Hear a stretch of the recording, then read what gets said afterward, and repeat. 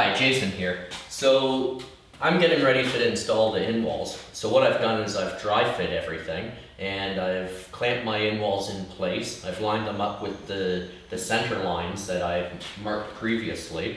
Those lines are marked on the hull as well as the in-wall. So when I put them in place, I knew where my spacers and my blocks should be located on both sides. So now I've got the seats, the carrying yoke, and a tape measure running down the center. So I've made sure that everything is in its proper place. Okay, I've also taken a tape measure and I've gone from end to seat on both sides to make sure that they're squared off. And now all I'm going to do is take a pencil and I'm going to mark the locations where I'm going to put screws in. I'll use brass screws. And I'll get those all marked up so that when I drill the holes, I know there's not going to be any interference when I go to put the bolts in to hold my seats to the in-walls later on. Okay, nothing would be worse than drilling holes for screws and then finding that that's the exact location that the bolt has to be, and then having to offset the carrying yoke or thwart and also the seats. Especially after now we've put so much time into getting the nice in-walls and everything ready. It's worth taking the time to just dry fit everything. Okay, now not all boat designs require you to put screws in, but it does add a little extra strength. So rule of thumb here is that you want the placement anywhere from 6 to 12 inches apart, and if you've put spacers and blocks on your in-walls like we have in this Prospector Canoe, then obviously that's something else that you want to plan when you put your blocks in. So I can easily on this boat put a screw in every 6 inches and that skips a block. Okay, so that way, and it's up to your design, but for me, I don't like to see the screw holes too close together, but every foot apart is good. Some of them are going to be hidden underneath the carrying yoke and the seats. The ones that we put down here at the deck, they'll be hidden completely as well. So it's going to look quite nice when it's all finished up. Okay, so I've dry fitted my in-walls on the canoe and made sure that they were all centered and lined up. I've put my carrying yoke and my seats in place and made sure that where I plan to drill screw holes isn't going to interfere with the bolts to hold those items. Now all I'm going to do is transfer over those lines from the one in-wall I marked while it was on the canoe to the other one. All right, that way I have symmetry within the boat. Okay, so I'm just going to mark these up quickly.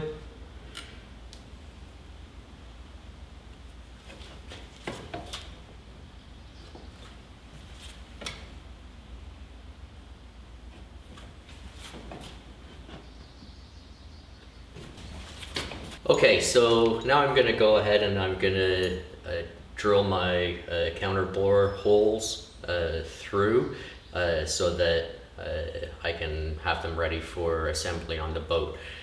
Some boat builders prefer to drill the screws or the screw holes when they're on the boat. I prefer to do it beforehand. My thinking is that by doing it beforehand, when I fasten the in-walls onto the hull of the boat, some of the thickened epoxy that I'll use to glue them on will squeeze out into the screw hole and then also through the thread and be attached to the thread as it goes into the hull and the outwall. There's different types of drill bits. Here are a couple. Okay, we've got this kind. You can see it's longer. It's all one piece. I prefer to use a 2-piece like this one, a bit closer you can see. All right, you adjust it with an Allen key and I can adjust the depth. So this is what I use. I'm sure that, depending on where you live, you can find something like this.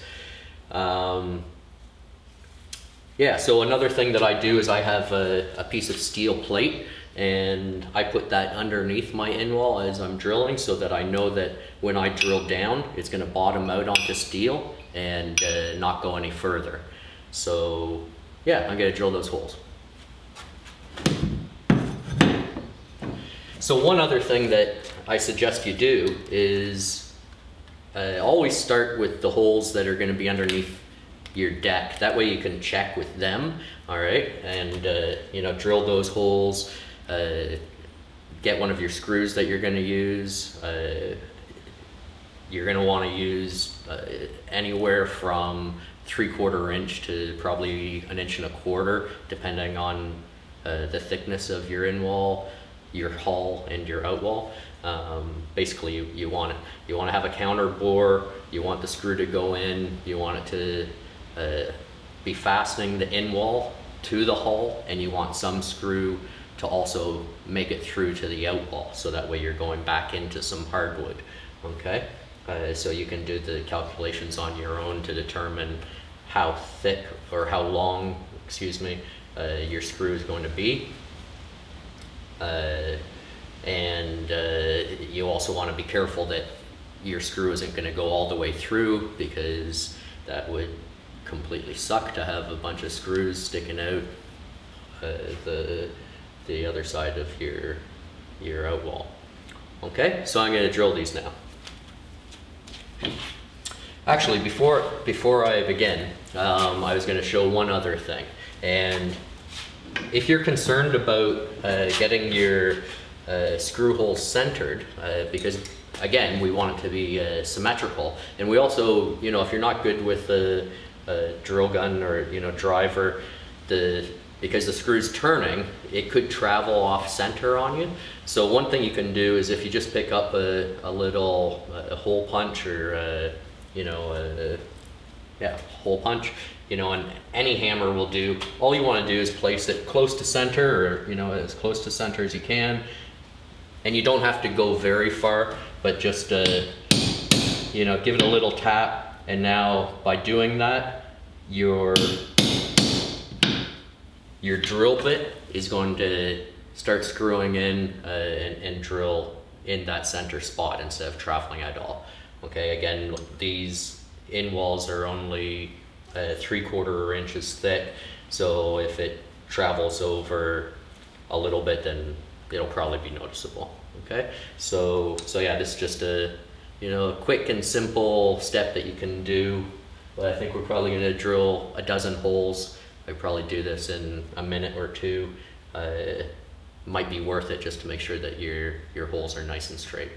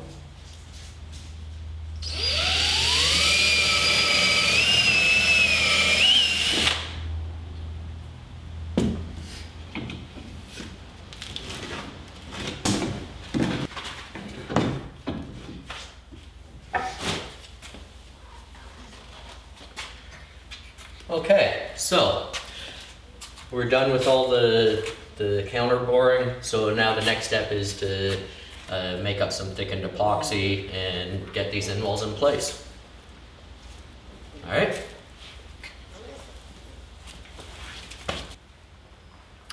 Okay, so just finishing up getting my epoxy ready. Just add some thickener here.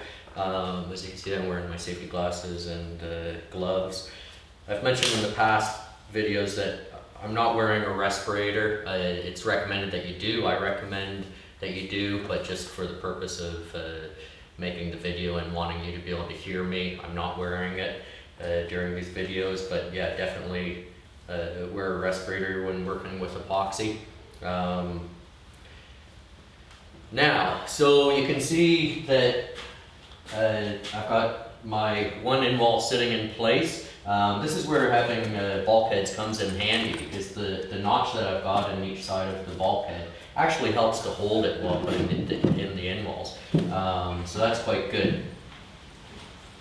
So I'm going to take it out in a minute to put the epoxy on, but also I've got my clamps close by. So right now I've got 3 clamps sitting at the top of each bulkhead, and then I've got some clamps down in the bottom of the hull, and I also have some on one of my workbenches. Okay. All right. So I'm just going to start at one end and start putting some epoxy. And we don't want to have a whole lot of epoxy. We're going to get squeeze out, and because of our spacers, we don't want a lot squeezing in between, but we definitely want to have it covered along all the surfaces. So this epoxy is good and ready to go, so I'm going to get going. Okay, so like I said, we don't want to go too heavy, but we definitely want to have full coverage. The boat's going to get wet, and so the epoxy is going to seal off the wood as well as hold the in wall in place. So we want to make sure that we have full coverage to protect the wood from getting damaged by the water. Okay, the little cracks and gaps that we could have, that if we're not careful, they could get wet and then the water could sit in there. And then once the temperature starts changing, the wood will react to the water. Okay. So there's not a huge rush getting this done, but we want to move at a decent pace. It's a job that one person can do by themselves, but if you have a neighbor or a friend, relative, someone that can come give you a hand, then it might be worth it.